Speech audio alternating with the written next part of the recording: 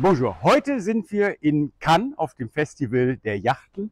Mit mir ist Eric Roger, der Werftchef von Aventura Yachts. Guten Tag. Guten Tag. Und hier gibt es eine Weltpremiere, die Aventura 45. Es ist das aktuell größte Segelmodell der STGI Aventura Werft in Tunesien, löst die frühere Aventura 44 ab und bietet viele Innovationen, die wir bei unseren Mitbewerbern noch nicht entdeckt haben, wie zum Beispiel das 6-Kabinen-Layout. Wir gehen mal an Bord. Hier an Bord der Aventura 45 haben wir einige Besonderheiten, wie zum Beispiel hier die absenkbare Achterdecksplattform, die dann das Beiboot trägt und gleichermaßen eben auch als große Badeplattform auf Wasserhöhe abgesenkt werden kann. Pfiffig angebracht die Rettungsinsel, 8 Tonnen, gut zugänglich, jederzeit dropbar. Dann ein massives Bimini-Top. Den gesamten Cockpitbereich haben wir hier überdacht und wirklich beim Segeln jederzeit wettergeschützt. Und eine Besonderheit hier, der achtere Eingang in die komplett separierte Gästekabine. Und hier in der achteren Gästekabine haben wir also einen komplett abgeschlossenen Bereich mit dem Ausgang direkt nach Achtern und natürlich einer komplett ausgestatteten Nacelle mit WC, Bad und Dusche. Direkt zugänglich hier auf dem Achterdeck haben wir dann die Maschinenanlagen, verbergen sich hier gut geschützt unter dem großen Deckel. Der Deckel tatsächlich an einer Dimension, der auch einen Motortausch ermöglicht. Da haben wir an diesem Modell den Generator untergebracht, Schenker-Sen Wassermacher, also reichlich Raum für Zusatzaggregate neben dem Yanmar, den wir in 2 Versionen bieten mit 40 und 60 PS. So, dann öffnet sich das große Cockpit mit reichlich Sitzraum für bis zu 18 Personen. Jetzt sind wir im Hauptlebensraum, im Salon der Aventura 45. Dominant der große amerikanische Kühlschrank, der eben permanent über den Inverter auf 230 Volt gesteuert läuft. Reichlich Platz, sehr ordentliche Verarbeitung und gute Möbelbeschläge. Der hier dreiflammige Gasherd kann auch als Induktion geliefert werden. Backofen, Grill, also all das, was man sich wünscht. Hier komplette 12-Set Spülmaschine. Nun Kartentisch Aventura, immer noch passend für die große Seekarte mit Laptop und Utensilienfach. Garmin Bussystem, das alle Systeme an Bord spiegelt. Das heißt, ich habe hier alle Tank, alle Batterieladestände. Ich kann von hier jede einzelne Lampe auf dem Schiff löschen oder anzünden. Und ich kann dies jederzeit auf mein Tablet oder Smartphone spiegeln und habe über das Bussystem gleichermaßen eine identische, redundante Anzeige dort oben direkt an der Steuerposition. Jetzt gehen wir in den Steuerbord-Gästerumpf, der 8 Tonnen bereits die abgeschlossene Doppelkabine beinhaltet. Und hier vorne 2 weitere Kabinen. Direkt Steuerbord vorn hinter dem Kollisionsschott haben wir eine quer angeordnete Doppelkoje. Eine große Kabine, natürlich mit Querlüftung in allen Bereichen. Und abgeschlossen, getrennt von dem 8-Tonnen-Schiffsbereich durch die Nasszellen.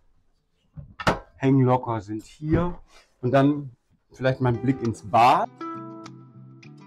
So, und dann schließt sich im Steuerbordrumpf noch eine weitere Doppelkabine an. Die ist hier mit 2 Einzelbetten bestückt. Dieses Schiff hat bereits Charteraufträge gesegelt, ist die Baunummer 1 und wurde direkt von der Werft in den Charterbetrieb übergeben. Hat nach einigen Charterwochen dann die Reise hier nach Cannes angetreten und dient uns heute als Präsentationsobjekt. Und jetzt gehen wir in den Eignerbereich. Der belegt den gesamten Backbordrumpf der Aventura 45 und bietet für einen 45-Fuß-Katamaran sensationellen Raum. Hier auch wieder der zweite Ausgang aus der Eignerkabine direkt aufs Achterdeck. Große Schränke, Hänglocker. So, durch den Gang, wo eben reichlich Stauräume noch untergebracht sind, kommen wir ganz nach vorne und direkt bis zum Kollisionsschott ist hier mit Rain Shower, eine große Duschkabine, dahinter dann das Eigner Bad, Storräume und separiert der WC. Auch das natürlich alles elektrisch und mit Frischwasser betrieben. So, nach dem großzügigen Interieur gehen wir jetzt mal über den Steuerstand an Deck.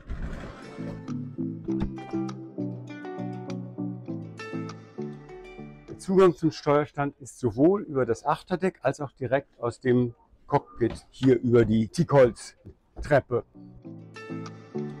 Hier haben wir die zentrale Steuerposition der Aventura, von der aus man wirklich das gesamte Schiff gut überblicken kann, auch für Hafenmanöver. Doppelsitzbank und dann hier die Instrumentierung, die ich auch am Kartentisch habe.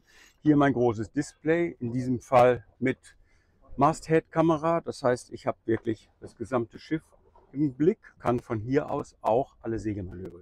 Und direkt von der Steuerposition aus dem Cockpit kommen wir auf das Sundeck, die Flydeck-Anordnung der Aventura 45. Dann gibt es noch smarte Gimmicks bei Aventura, wie zum Beispiel das Nachtlicht hier für die Abende unter dem Sternenzelt. Ist natürlich außerordentlich komfortabel und gerade für das Charter-Segment bestens geeignet. Hier auf dem Salondach haben wir natürlich die Möglichkeit der Unterbringung von reichlich Solarpanelen. Hier sind jetzt nur 900 Watt installiert, aber wir können durchaus bis 3 kWp Solarleistung hier oben realisieren. Gut, dann gehen wir mal aufs Vorschiff.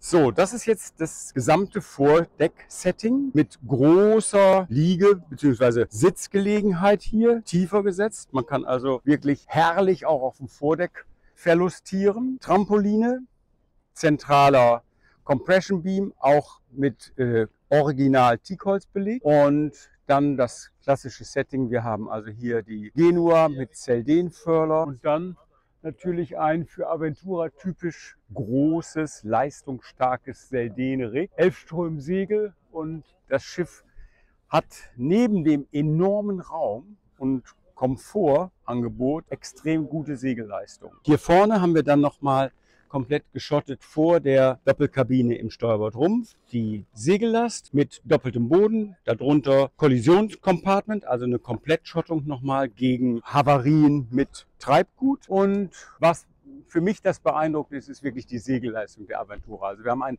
extrem langen Baum, also ein 20 Meter Mast, auch relativ beeindruckend. Und das Schiff segelt wirklich auch bei leichten Winden, also 5 bis 10 Knoten wahrem Wind, ist das Schiff ordentlich unterwegs.